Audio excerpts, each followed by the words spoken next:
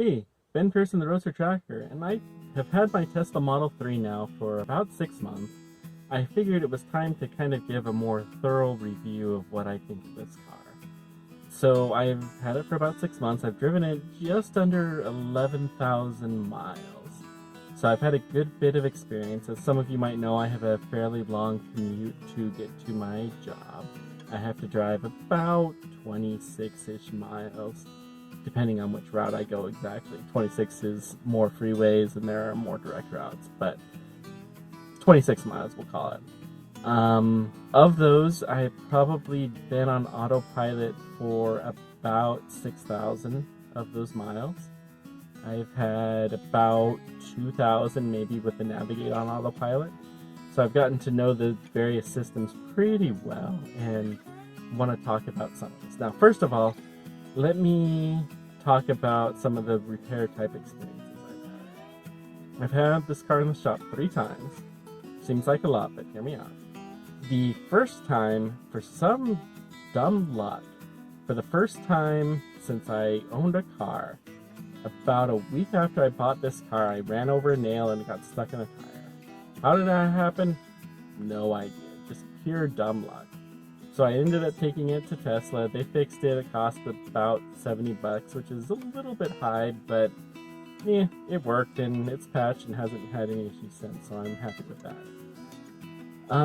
The second time I had it in the shop was a body shop. What had happened was I was stopped at a stoplight and somebody came behind me and their brakes went out, and so they ended up using their emergency brakes. They were relatively slow, but they managed to hit me enough to jar me up pretty good, and got out and looked. I'll show you the picture here of what it was, but it really wasn't that bad. Just a few scratches. Took it to the body shop. It took about $600 to fix in a day or two. They just wanted to make sure that everything was fine. The third thing, and it may have been related to this, was there was some sensor issues that happened right as soon as I got it back from the body shop. I ended up taking it to Tesla. The service is kind of weird. In some sense, they're kind of primitive in that some of their logistical systems and stuff is a pain. I showed up there and they didn't realize that I was signed up to come there, so they weren't expecting me. But then they go check their system. Oh, I see, you're in here today. Okay, so we'll hook you up. So they let me drop off the car there, and they gave me a rental car. One thing that's fantastic is Tesla, they gave you the rental car. Now, they gave me an ICE car, which was not as fun, but I was able to return it without having to fill up the gas, which was really, really nice of them. So I managed to do that, got it back, and ever since then, it's been running perfectly fine, and it's great. The one other issue that had happened, too, that was not definitely related to the accident that I took it in the shop for, was the audio system would have some kind of cutouts and have some popping sounds that would come through. Turns out that was some kind of a software issue. They fixed it just by updating the firmware, which was kind of neat. I wish I had known that you could do that, but they still needed to fix the sensor anyways because of this other issue. What the effect was for me is I couldn't take it and put it in autopilot, which was kind of annoying. Actually, it would go into autopilot, it just wouldn't change lanes while in autopilot. So it wasn't that bad, but it was kind of annoying. So they fixed it and all is good. Another thing that really drives me crazy, and you're not going to be able to see this, but the blinker stick is really firm. I go occasionally drive the car I used to drive, which is the Ford Focus, and you know, the blinker stick just turns like it doesn't feel like it takes hardly any energy at all. This one you have to really kind of force. It's a really, really small nitpick, but yeah, I would prefer it with a little bit less force if it would be. Okay, so let's talk about just the driving experience of it all. First of all, it's amazing. I've said it before, this is by far the nicest car I've ever owned. And well, on the same time, it's by far the most expensive car I've owned, so that's kind of to be expected. But just the feeling of driving it, and you especially notice it when you go get into another car. For instance, you have instant torque. You push the gas pedal down and you go instantly. You go into another car and you're like, what is this? I push the gas pedal down and it takes a little fraction of a second. It just kind of feels broken.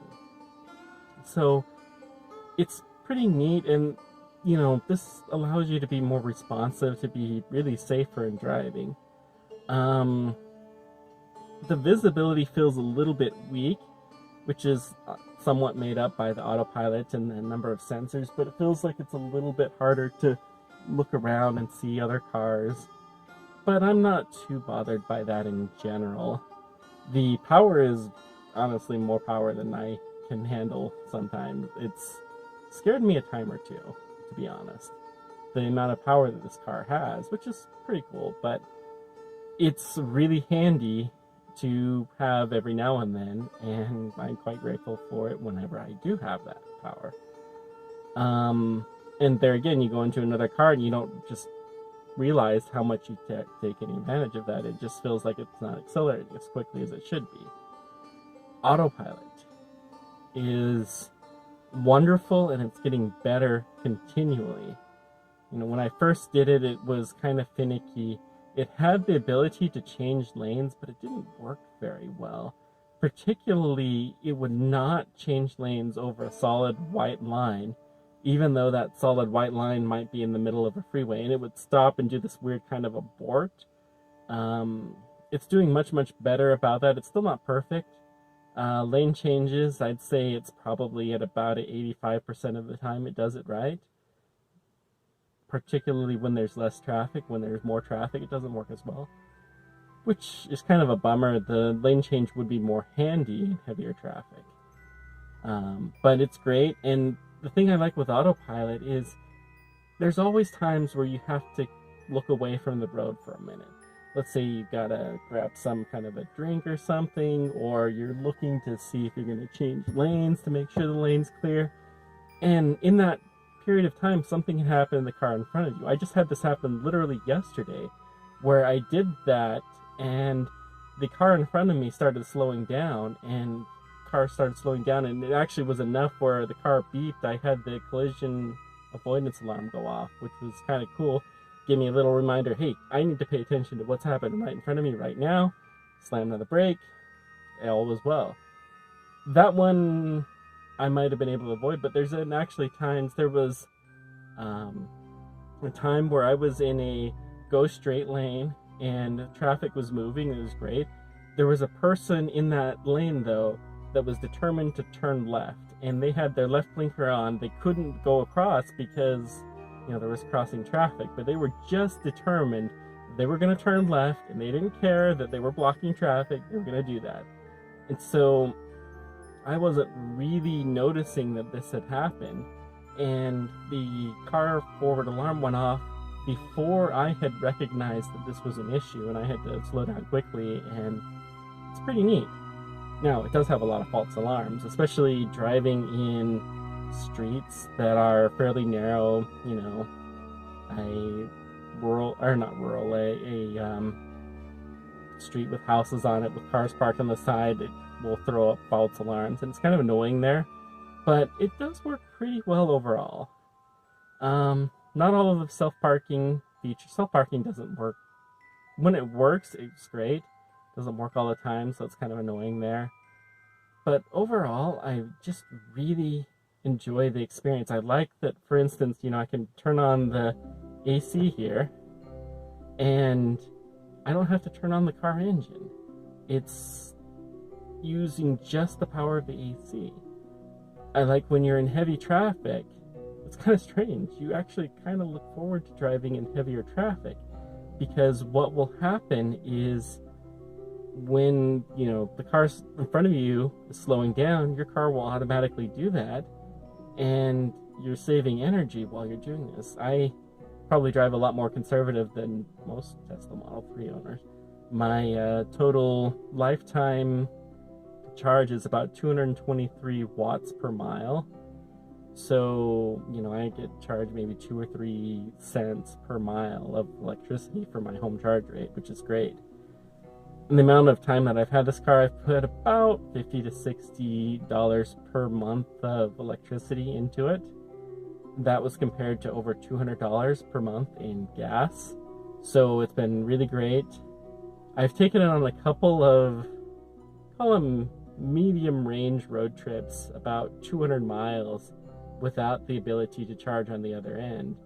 And so I've had to use the superchargers to get by, and they've worked pretty well.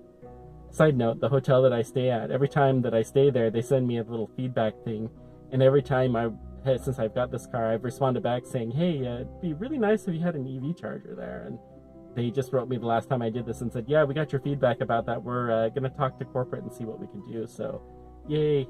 I suggest anyone out there that's thinking about getting an electric vehicle or has one, you might want to do that anytime you stay in a hotel. Anyways, overall, the experience is wonderful. If you have the ability to charge at home, my charging situation is kind of tenuous. I can't park in my garage, but I have a cable that I just run underneath the garage, and it works just fine. Just using the cable that came with the car. I have a 220 charger in there, 1450 NEMA, and it works great. I usually don't charge it at the full rate. Another tiny annoyance, it would be really nice if you could just say, hey, be done charging at, say, 6 a.m. and it would figure out how high of a charge rate it needed to set to get that to be done charging then. Elon, if you're listening, please. But anyways, it's great.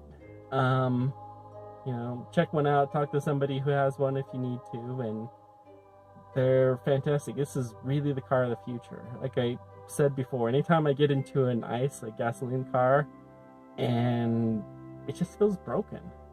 Even some of the fairly nice ones, they just don't feel right. And not to mention, this has gotten better. I have an extra 5% range since I purchased the car. It can do more navigation tricks. It's added a lot of cool features.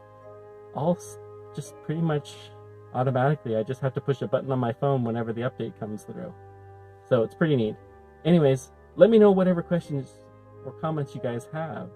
Let me know if you don't have a Tesla, what you think about them, and if there's any questions that I can help answer for you.